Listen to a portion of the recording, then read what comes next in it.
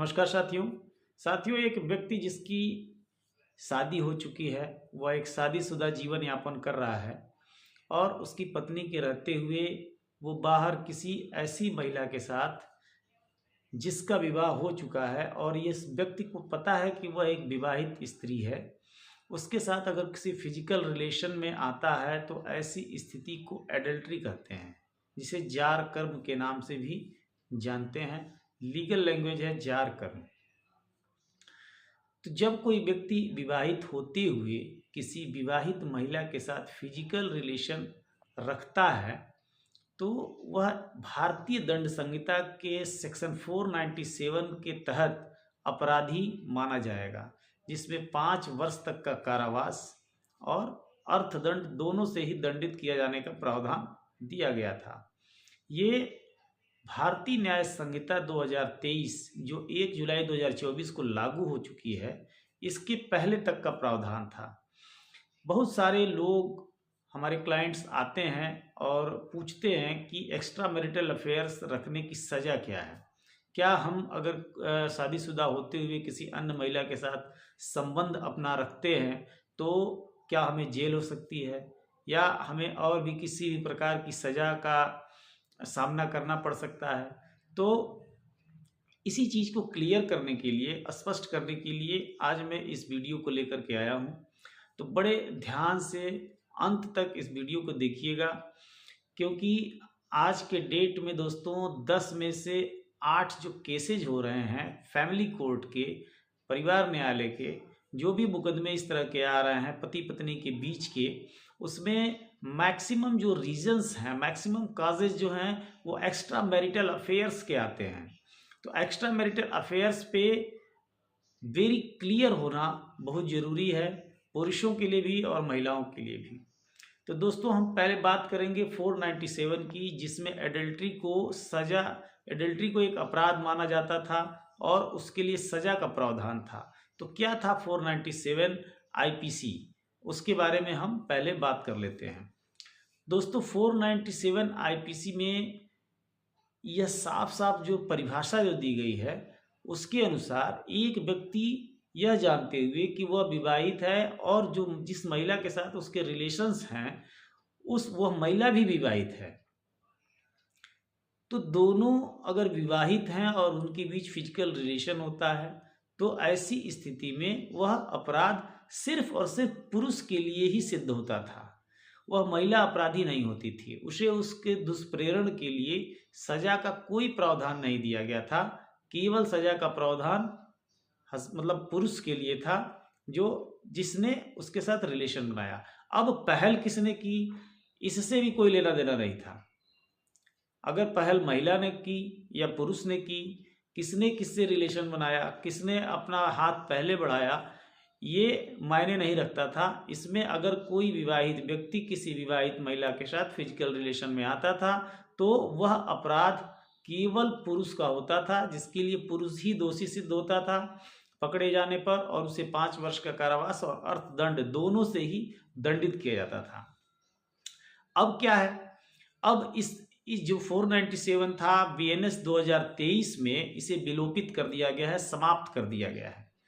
आज के डेट में एक्स्ट्रा मैरिटल अफेयर के लिए कोई भी सजा का प्रावधान नहीं है, क्योंकि अब ऐसा लगता है कि देश और समाज के लोग बहुत ही ज़्यादा एडवांस हो गए हैं। इसके लिए कोई भी सजा का प्रावधान बीएनएस 2023 में नहीं दिया गया है।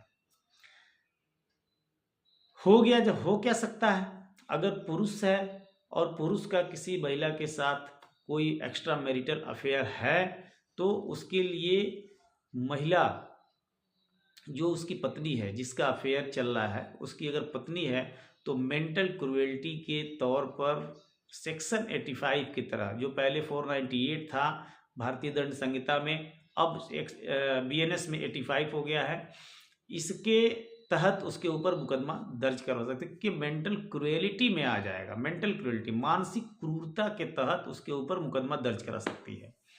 पुरुष क्या कर सकता है, अगर किसी विवाहित महिला का किसी विवाहित पुरुष के साथ एक्स्ट्रा मैरिटल अफेयर है, फिजिकल रिलेशनशिप है, तो पुरुष के पास केवल और केवल एक ही चारा बचता है कि वो सेक्शन 13 हिंदू मैरिज एक्ट के तहत अगर उसके पास प्रॉपर एविडेंस है कि उसकी पत्नी का किसी अन्य पुरुष के साथ फिजिकल रिलेशन है, एक्स्ट्रा मैरिटल अफेयर है, तो वह केवल सेक्शन 13 के तहत डाइवोर्स का वाद ला सकता है, डाइवोर्स का केस संस्थित कर सकता है। अदरवाइज उसके पास कोई अन्य चारा नहीं है। महिला के पास बहुत सारे ऑप्शन है। महिला का पति अगर किसी महिला का पति किसी अन्य विवाहित महिला से अफेयर में है तो महिला उसके ऊपर सेक्शन 85 BNS के तहत मुकदमा कर सकती है। डाइवोर्स 13 के तहत 13 हिंदू मैरिज एक्ट के तहत डाइवोर्स का केस ला सकती है। तो दोस्तों इस प्रकार आपने देखा इस वीडियो में कि किस प्रकार से सेक्शन 497 को विलोपित किया गया है और समाज में जो आजकल घटनाएं घटित हो रही हैं और जिसकी वजह से दिन प्रतिदिन फैमिली कोर्ट में केसेस बढ़ते जा रहे हैं डाइवोर्स के, मेंटेनेंस के और 498 यानी कि सेक्शन 85 BNS के, तो इसके पीछे कहीं ना कहीं कारण है एक्स्ट्रा मैरिटल अफेयर। तो एक्स्ट्रा मैरिटल अफेयर क्या सही है या नहीं, तो इसका कमेंट में आप जरूर बताएं कि आपकी क्या राय है। क्या एक्स्ट्रा मैरिटल अफेयर्स को बढ़ावा देना चाहिए या नहीं देना चाहिए? क्या इसके ऊपर कोई कानून आना चाहिए? क्या किस तरह का कानून इस पे आना चाहिए? सज़ा क्या हो सकती है? मैं तो मानता हूं कि जो 497 IPC था वो अनकॉन्स्टिट्यूशनल था। ऑनरेबल सुप्रीम कोर्ट ने उसे अनकॉन्स्टिट्यूशनल करार दे दिया था। क्यों? क्योंकि उसमें एक तरफा न्याय की बात की जाती थी, केवल पुरुष ही अपराधी होता था। 497 में जैसा आपने देखा कि केवल पुरुष के लिए ही सजा का प्रावधान था, महिला के लिए सजा का कोई प्रावधान नहीं था।